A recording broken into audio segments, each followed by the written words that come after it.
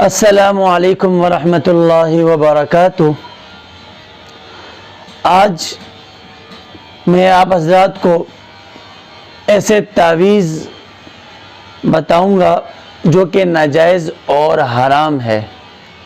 وہ کون سی صورتیں ہیں یا وہ کون سی تعویذ ہے جس کے بارے میں حدیث شریف میں آتا ہے کہ اس کو پہننا جائز اور حرام ہے۔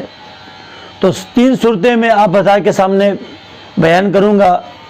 نمبر 1 کہ جیسا کہ آج کل کا ایک ماحول ہے، نہ سمجھ لوگ اور کم علم والے لوگ جن کو علم نہیں ہوتا، جس طرح کر آج کل کے نوجوان طبقہ ہاتھ کے اندر لوہے کے کڑے پہنتے ہیں یا پیتل کے یا تانبے کے بطور تعویذ کے، اسی طرح چاندی کے کوئی سکے جو بعض لوگ گلے میں ڈالتے ہیں، یا لوہے کے، تانبے کے، پیتل کے کوئی بھی سکے۔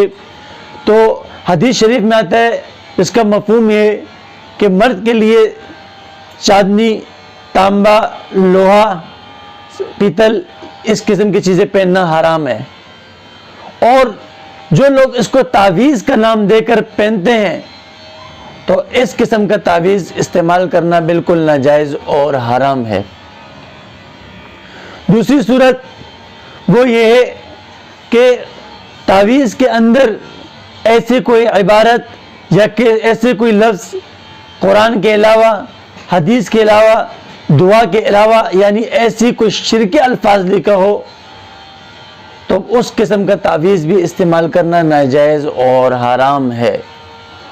اور تیسری صورت یعنی تعویذ کو بذات وہ مؤثر ماننا کہ یعنی اس تعویذ کے اندر ایسا اثر ہے کہ جس کے ذریعے سے ہمارے اندر سے یہ اثرات اور یہ چیزیں ختم ہوگی۔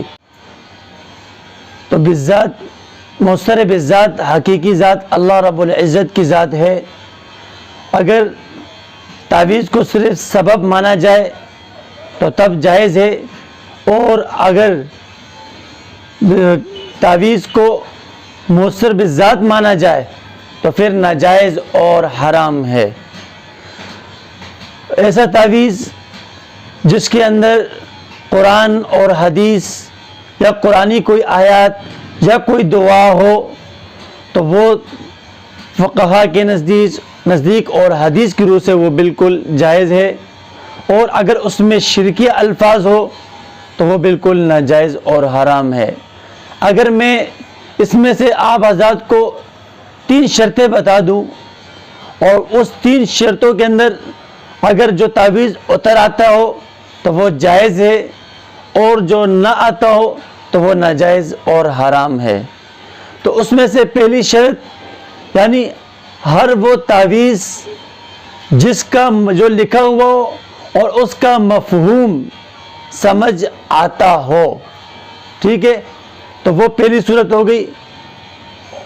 اور دوسری صورت کہ وہ تعویذ کے اندر شرکیہ کوئی الفاظ نہ ہو، یعنی جو الفاظ آپ نے اس تعویذ کے اندر لکھے ہو یا تو وہ کوئی قرآن کی آیات ہو یا حدیث سے منقول شدہ کوئی دعا ہو۔ معلوم یہ ہوا کہ قرآن اور حدیث سے کے علاوہ کوئی عام جس طرح کوئی لفظ مجربات میں لوگ لکھتے ہیں تو وہ بھی جائز نہیں ہے۔ اور تیسری شرط یہ ہے کہ تعویذ بذات حقیقی ہو، یہ نہ ہو کہ تعویذ جو ہے نا وہ اس کے اندر شفا ہے، بلکہ شفا دینے والی ذات اللہ کی ہے۔ اور اگر یہ 3 شرطیں پائی جائے، یعنی تعویذ کے اندر جو لکھا ہوا ہے اس کا مفہوم واضح ہو، وہ کوئی دعا ہو اور یا کوئی آیات ہو جس کا مفہوم مطلب ہر کسی کو سمجھ آتا ہو۔ نمبر 2 اس میں کوئی ایسے لفظ نہ ہو جس میں شرکی الفاظ نہ ہو، صحیح ہے، وہ شرک سے بھی پاک ہو۔ اور نمبر 3 تعویذ کے بارے میں یہ عقیدہ نہ ہو کہ یہ تعویذ کے ذریعے سے سب کچھ ہوتا ہے، عقیدہ یہ ہو کہ سب کچھ کرنے والی ذات اللہ کی ذات ہے۔ یہاں پر ایک بات میں اور ایڈ کر لیتا ہوں، وہ یہ کہ پھر لوگ کہتے ہیں کہ جو علم الاعداد حروف ابجد کے ذریعے سے جو تعویذ لکھے جاتے ہیں تو اس کے بارے میں کیا خیال ہے؟ بھئی اس کے بارے میں یہی خیال ہے کہ اس کا مفہوم جو ہے جس کے پاس اس کا علم ہوتا ہے تو اس کا مفہوم اس کے مطابق بالکل واضح ہوتا ہے، اور جس کے پاس اس کا علم نہ ہو تو ظاہر بات اس کو نہیں سمجھ آئے گی۔ تو یعنی جس کے پاس علم ہوگا تو یہاں سے معلوم ہو کہ اس کا بھی مفہوم سمجھ والا ہے۔ یعنی آپ علم العادات کے ذریعے کوئی آیات بھی لکھ سکتے ہو، علم العادات کے ذریعے کوئی دعا بھی لکھ سکتے ہو، تو جو اس کا مفہوم جو نا وہ واضح ہو جاتا ہے۔ تو اس صورتوں میں تعویذ جائز ہے، اگر دیگر جو میں نے بیان کی اس صورتوں میں تعویذ ناجائز اور حرام ہے۔